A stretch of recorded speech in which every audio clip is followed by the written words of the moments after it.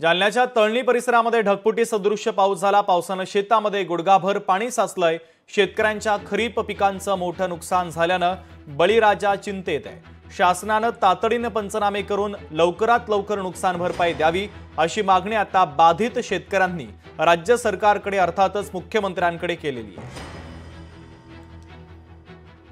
या ठिकाणी शेतकऱ्यांची पिकं धोक्यात आलेली आहेत आणि या ठिकाणी शेतकरी आर्थिक कचाट्यात सापडलेला असून प्रशासनाला एवढी विनंती आहे की हेक्टरी 50,000 रुपये अनुदान द्यावं आणि या ठिकाणी ओला दुष्काळ जाहीर करावा ही विनंती।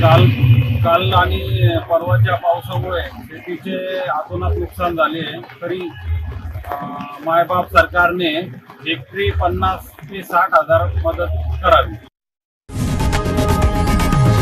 लोकशाही मराठी ऐका, पहा, जागरूक रहा।